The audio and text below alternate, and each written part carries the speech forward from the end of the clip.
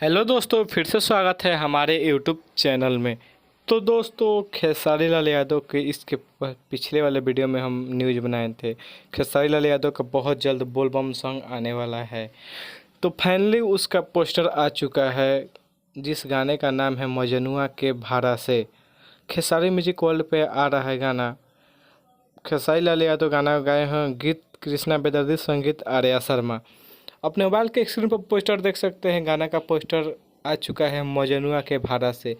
ये गाना आज शाम तक हो सके तो टीजर आ जाएगा खेसारी म्यूजिक वर्ल्ड पे। कल सुबह तक गाना आ जाएगा। गाना बहुत ही तगड़ा है और हम आपसे यही कहेंगे, गाना आते ही एक नंबर ट्रेंडिंग में ट्रेंड करा देना है। गाना बहुत तगड़ा है मजनुआ के भाड़ा से। उसके बाद बैक टू बैक गाना आएगा, बोलबम सॉन्ग खेसारी म्यूजिक वर्ल्ड से ही आएगा। अन्नपूर्णा फिल्म से कल्लू बाबा का गाना आने वाला है, अखिलेश कश्यप जी का लिखा हुआ। जैसे होली में हिट हुआ था, इसी तरह सावन में भी हिट हो जाएगा। बस हम इतना ही कहेंगे। अगर हमारे यूट्यूब चैनल पर नए हैं तो चैनल को सब्सक्राइब कर लीजिएगा प्लीज़।